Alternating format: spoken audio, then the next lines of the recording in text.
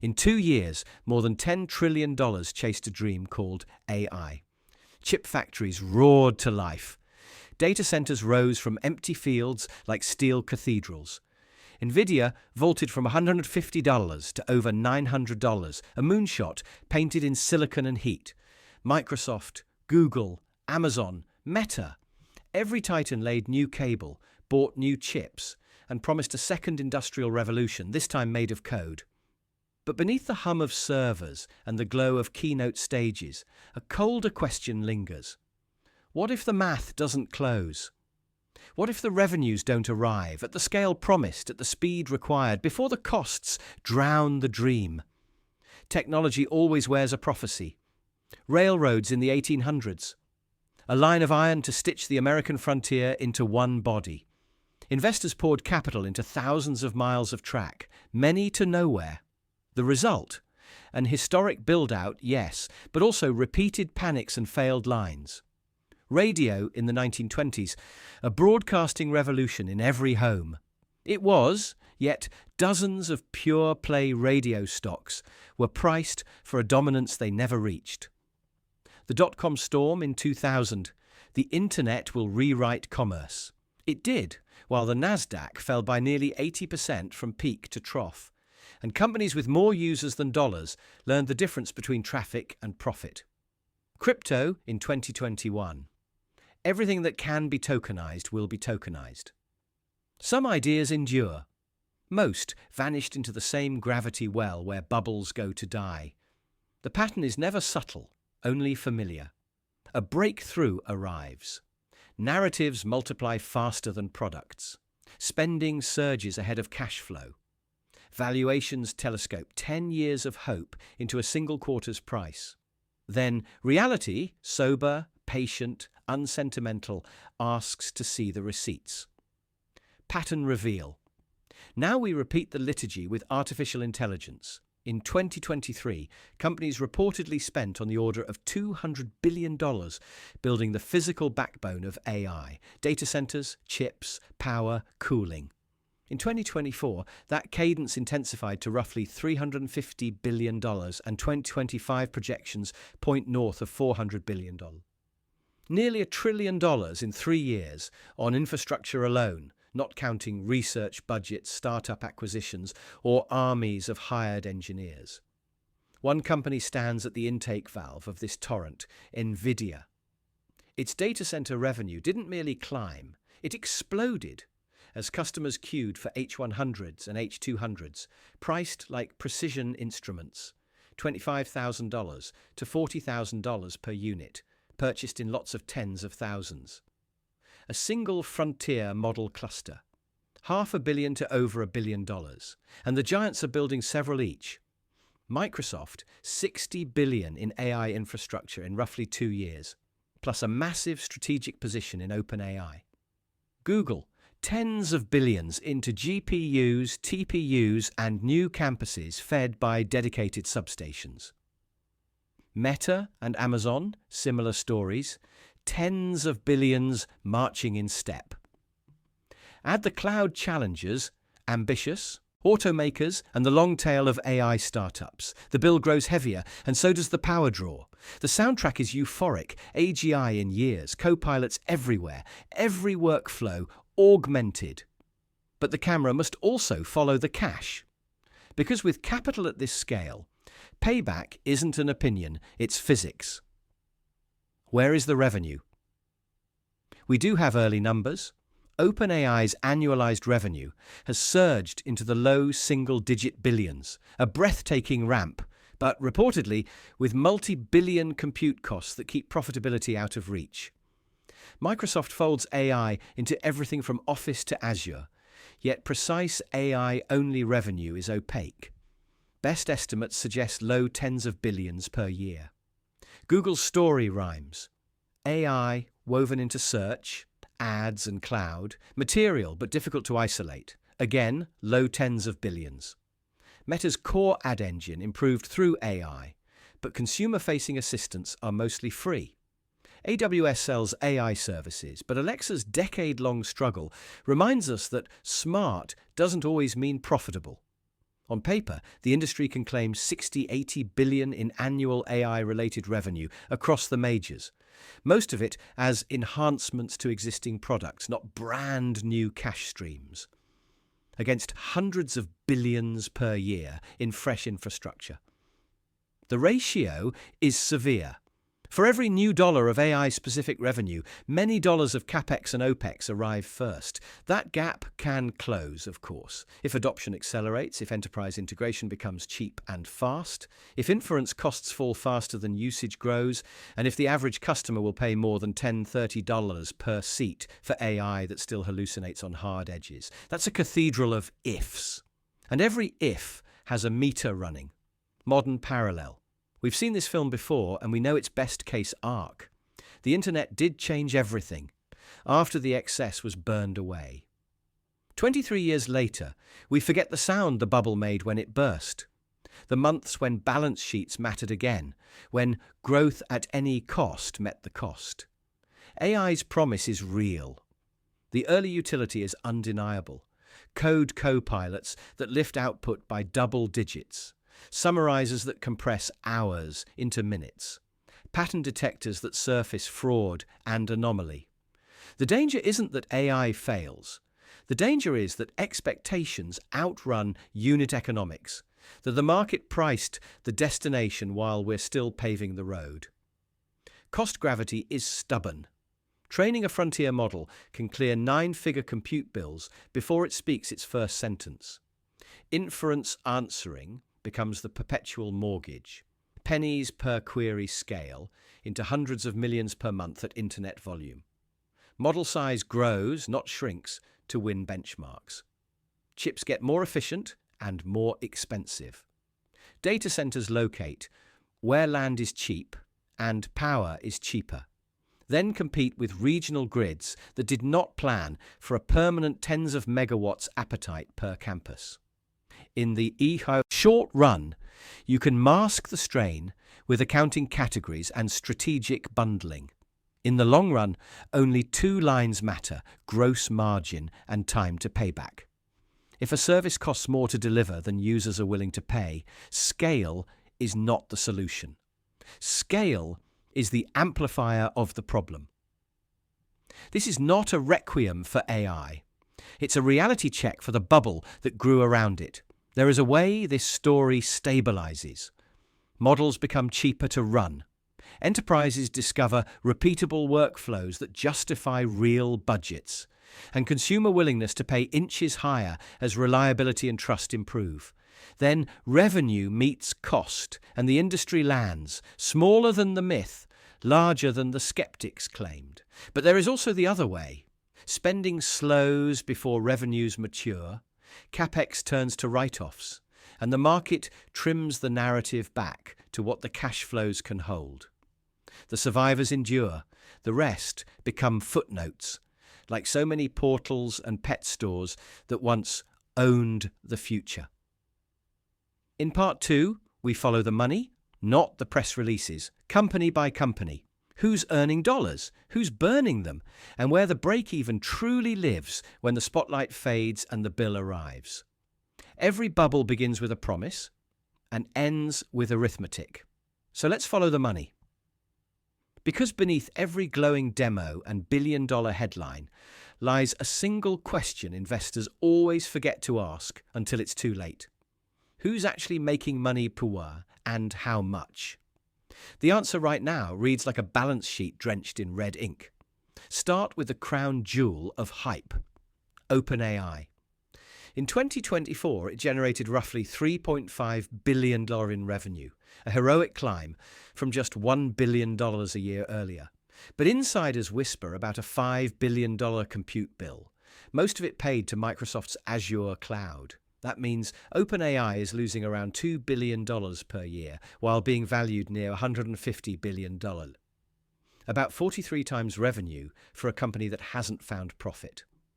The math only works if you believe the future will arrive on schedule. Now look at Microsoft, the most diversified player in the field. They've poured over $60 billion into AI infrastructure, from GPU clusters to data center overhauls, and $13 billion directly into OpenAI. Their Copilot software threads through Office, Windows, GitHub, and Azure. Analysts estimate AI adds perhaps $10 to $15 billion in annual revenue. Enough to impress, but not enough to offset $60 billion in capital outlay. At this pace, even in an optimistic scenario, break-even is 4 to 6 years away. And that assumes cloud usage keeps growing, energy costs don't explode, and competition doesn't push prices down. Google follows a similar path. Roughly $50 billion spent on chips, servers, and research into its Gemini models. Revenue attributed to AI, possibly 15 to 20 billion, mostly folded into ad targeting and cloud services already in motion. Their new chatbot offerings remain free for most users, a defensive moat, not a profit engine. Meta, meanwhile, has spent over $40 billion on AI and Reality Labs. Its ad recommendation algorithms are stronger, yes, click-through rates up, engagement smoother, but its consumer AI assistants bring in almost zero direct revenue. The Meta AI interface is a cost center disguised as innovation. Amazon's numbers rhyme. More than $30 billion on AI for AWS, logistics, and Alexa. AWS machine learning services earn perhaps $10–15 billion, but Alexa, the decade-old voice assistant, remains unprofitable, losing billions per year. Add it together. The top 5 tech players have spent over $300 billion on AI infrastructure in 2 years for maybe $60–80 billion in incremental annual revenue, and only a fraction of that is truly new money. A 20-to-1 spending to revenue ratio. In any other sector, that's a red flag, big enough to be seen from orbit. The next phase of every bubble begins when revenue growth flattens, and we're starting to see that here. ChatGPT's subscription base has leveled off near 10 million paying users. Microsoft's Copilot adoption curve has begun to bend. Enterprise pilots are slowing under the weight of security reviews, privacy laws, and training costs. The same phenomenon appeared during the dot-com crash of 2000. Eyeballs became users, users became engagement, and then engagement failed to become cash. When investors realized traffic didn't equal profit, valuations imploded. It happened again with crypto in 2022. Mass adoption any day now met reality, and 70% of market value evaporated in months. Today, the AI sector faces its own reckoning. Because enthusiasm is not a business model, and compute bills do not wait for the future to arrive. Running frontier AI isn't cheap. Training a large language model like GPT-4 costs $100 million or more in compute alone. Inference, the cost of answering user queries, adds another dimension. Each question you ask a chatbot costs somewhere between 1 and 4 cents in GPU time and electricity. That sounds trivial until you multiply by billions of queries. At global scale, that's $400–400 million per month, or up to $5 billion per year. Simply to keep the lights on. Yes, chips are improving. Yes, software is optimizing. But models are growing faster than efficiencies can offset. GPT-5 will likely cost more to train and run than GPT-4. The arms race of scale has become a treadmill powered by its own hype. Energy compounds the problem. Training GPT-4 required an estimated 50 gigawatt-hour, enough to power 5,000 US homes for a year. A mid-sized training cluster of 10,000 NVIDIA H100s draws 7 megawatts continuously. A large one, 50,000, 100,000 chips, draws 35–70 megawatts around the clock. That's the output of a small power plant feeding a single building full of servers. Electricity. Costs alone, $50–100 million per year per facility. Add cooling, and the figure rises to $75–150 million annually. Multiply by dozens of such data centers, and you see why energy executives whisper that by 2027, AI data center consumption could exceed that of entire nations like Sweden or Argentina. It's not just a financial question anymore, it's an ecological one. We are minting intelligence at the price of carbon and grid strain. Nowhere is the mania more visible than NVIDIA's stock. From $150 in early 2023 to over $900 by the end of 2024, a six-fold rise.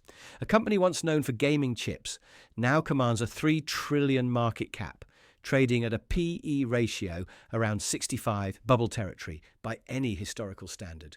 But valuations like this require one thing: continuous compounding demand.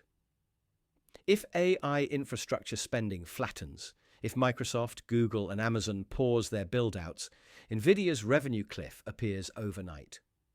History repeats. In 1999, Cisco, Sun Microsystems, and Lucent were hailed as the indispensable picks and shovels of the Internet age.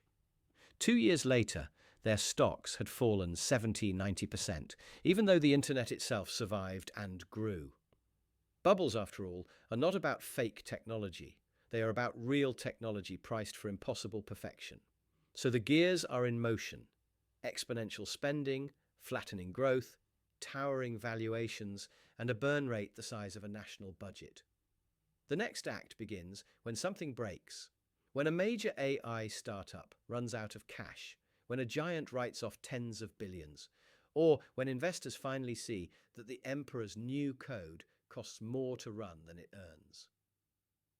In Part 3, we'll watch how the pressure builds, from investor euphoria to the first cracks in confidence, and how every bubble, no matter how futuristic its language, ends the same way, with silence and the sound of air rushing out. Every financial mania ends not with a bang, but with a pause, a hesitation. That fleeting moment when investors, for the first time, stop asking, "What if it keeps going up?" and start asking, "What if it doesn't?" We're entering that moment now with AI. The same CEOs who once spoke of limitless horizons now talk about discipline, efficiency, and long-term ROI. The language is changing, a sure sign that the mood is changing too. Because the truth is beginning to seep in. The costs are unsustainable, and the growth story is slowing. In late 2024, the flow of easy money began to thin. Venture capital funds that once handed out checks like confetti started asking old-fashioned questions. What's your revenue? When will you break even? How much are you spending on compute? For many AI startups, the answers weren't encouraging. Take Inflection AI, founded by Mustafa Suleyman, a respected name from DeepMind. They raised $1.3 billion, built a charming chatbot called Pi, and spent $500 million on compute and staff. But the users didn't come. Or rather, they came, chatted, and left. Revenue was negligible. In 2024, Microsoft quietly acquired most of the team for $650 million less than the company's own valuation. Investors took a haircut. This is how bubbles deflate. Not all at once, but deal by deal, as once celebrated names quietly disappear. AI startups that raised hundreds of millions in 2022 are now running out of runway. Cloud bills are in the tens of millions. Revenue? A fraction of that. Their investors are realizing something brutal. This business model doesn't scale without infinite capital. Even large tech firms are feeling it. Microsoft and Google can subsidize losses for years, but Wall Street has limits. Shareholders tolerate visionary spending only so long as earnings per share keep climbing. When they don't, the growth narrative becomes a liability. If history is our compass, bubbles burst when 3 dominoes fall. Domino 1, a major failure.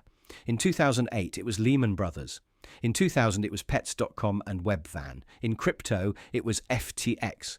Each collapse shattered the illusion of endless momentum. For AI, the spark could be a high-profile bankruptcy, a company that raised billions, burned through cash, and finally folds under its own compute bill.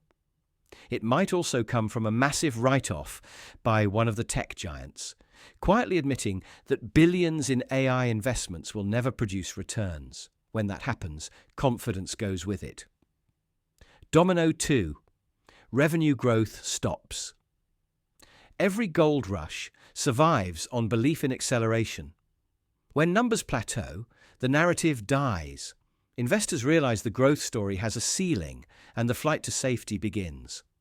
The first visible sign may be ChatGPT subscriber stagnation or Microsoft's Copilot adoption leveling off. Metrics that flatten, then decline. That's when analysts start to question the AI adds X% to revenue talking points. Domino 3. Costs become unbearable. At some point, even trillion-dollar companies face the math. A $400 billion yearly infrastructure burn with marginal returns becomes indefensible. Projects get cancelled, data center expansions slow, hiring freezes begin. When spending stops, the ripple hits NVIDIA, chip suppliers, construction firms, and every company tethered to the boom. This is the doom loop. Less spending means lower revenue for suppliers. Lower revenue triggers layoffs and reduced forecasts. Lower forecasts scare investors who pull money, forcing more cuts, and the contraction feeds itself. We've seen this before. In 2000, the dot-com economy lost 78% of its paper wealth in under 2 years. In 2008, housing's collapse erased $8 trillion in US household net worth. When confidence breaks, leverage unwinds faster than anyone thinks possible. The AI bubble of the 2020s may yet prove larger than any before it. Not in lies, but in leverage. Because this time, it's not just startups and speculators, it's the core of the global digital economy. In 1999, the world invested about $2 trillion in the internet. Today, AI investment has crossed $10 trillion across hardware, energy, and equity markets. And the dependency is deeper. AI isn't just a product. It's a new layer of infrastructure, baked into clouds, workflows, and algorithms that touch every industry. That means when the bubble pops, it won't be a clean break. It will feel like a slow suffocation. Projects quietly cancelled, budgets quietly slashed, stock prices sliding month after month.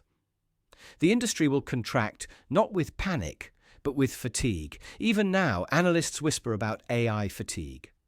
The first generation of users has tried the tools, found them impressive, but not indispensable. Companies that once promised AI in every workflow are now discovering the limits of enthusiasm. After the first wave of demos, executives start asking, does it actually make us money? Most of the time, the answer is, not yet. Every technological revolution is powered by faith. The collective willingness to suspend disbelief long enough for reality to catch up. In that sense, the AI boom is no different from the railroads or the radio age, but belief has a half-life. And when the story becomes too large, it collapses under its own weight. The AI narrative promised to change everything. But history whispers the same refrain. No technology changes the laws of economics. In the end, every system returns to the same ratio, what it costs to produce versus what people are willing to pay. When that equation falls out of balance, no amount of optimism can fix it. This is how bubbles teach humility. They remind us that progress is real, but profit is optional. That technology evolves faster than human patience, and human patience is what capital ultimately depends on. The next phase is inevitable. The correction. Not because AI is a fraud, but because even truth, when overpriced, must come down to earth. In Part 4, we'll watch that descent unfold. The coming contraction, the collapse of overvalued giants, the survivors who rebuild from the wreckage. And the deeper question history always leaves us with, if every generation falls for the same illusion of infinite growth, what does that say? Not about markets, but about us. Every mania ends with the same sound, his silence. After the noise, the euphoria, the forecasts, and the press releases, what remains is the slow hum of servers still running, doing exactly what they did before. Only now, investors have stopped believing that each computation prints gold. That silence is coming for AI. Not because the technology is a fraud, but because the story around it grew faster than reality could sustain. And history, patient, merciless, and endlessly repetitive, is about to collect its due. It begins with the high flyers. NVIDIA, the pick-and-shovel king of the AI boom, has its market cap built on one assumption, that spending keeps climbing forever. But when that spending stalls, the fall is mathematical. A 50–70% correction from its peak would erase nearly $2 trillion in market value. The rest will follow, though more gently. Microsoft, Google, Meta, Amazon, each could see 20–40% declines, not because they'll disappear, but because valuations will compress to where earnings actually are. Each company will survive, but the illusion of endless upside will die. The real devastation will happen lower down. The AI startup ecosystem, bloated on cheap capital and infinite GPU leases, will shrink by 90%. 9 out of 10 will vanish. Some acquired for parts, others shuttered. Offices will empty. LinkedIn feeds will fill with farewell posts, and through it all the phrase AI winter will return, whispered first as a joke, then as a diagnosis. But here's the secret that history hides in plain sight. Every collapse is a cleansing. The dot-com crash erased trillions, yet from its ashes rose Google, Amazon, Salesforce, and the cloud. The railroads bankrupted investors, but built the arteries of modern trade. The radio crash destroyed fortunes and gave birth to broadcasting empires. So too will it be with AI. When the speculative layer peels away, the infrastructure remains. The chips, the data centers, the research talent, all of it becomes the foundation for the next, quieter phase of progress.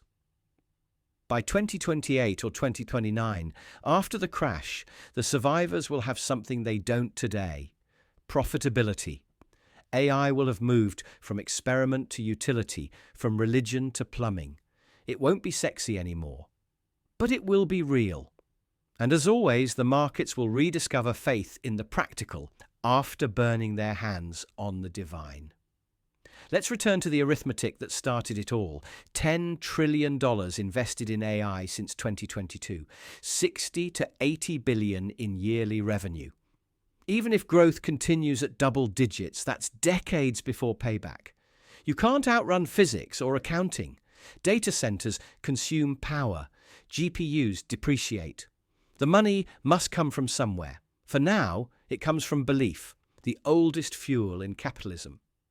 But belief fades when the quarterly reports arrive, when AI revenue turns out to be rebranded cloud usage, when margins compress, when hype can no longer cover cost.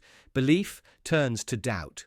And once doubt appears, it spreads faster than optimism ever did. By 2026, that shift will be visible. By 2027, undeniable. By 2028, complete. Maybe some say it won't crash. Maybe AI is not the new .com, but the new electricity, a permanent technological revolution that will raise all boats. Perhaps. But even electricity had a bubble. In the 1890s, electric utilities were the most overhyped sector in the US. Hundreds of companies promised to light every home. Most went bankrupt. Decades later, the survivors powered the 20th century. That's how revolutions work. They arrived twice. First as mania, then as infrastructure. And that's where AI is heading. The crash will not kill AI. It will civilize it. Strip away the myth of instant omniscience and leave behind the practical reality of augmented labor, predictive analytics, and automation that pays for itself. The dream of AGI, artificial general intelligence, will survive in labs, but not in balance sheets. Because markets cannot trade in maybe. They trade in cash. Every generation believes its bubble is different, more justified, more rational, more revolutionary. But bubbles are not financial phenomena alone. They are psychological mirrors. Each wave of technology begins as an external innovation and ends as an internal revelation. We are not investing in machines. We are investing in our own reflection, our hunger for control, our need for certainty, our fear of being left behind. AI, in this sense, is the purest mirror yet. It shows us not intelligence, but our obsession with imitation. We build a machine to think like us, because we no longer trust ourselves to think clearly. We outsource not just labor, but judgment, and then act surprised when the cost is higher than expected. The crash, when it comes, will therefore be more than financial. It will be spiritual, a reckoning with the realization that progress without wisdom is just acceleration toward the same old wall. But in the ashes, as always, something new will grow.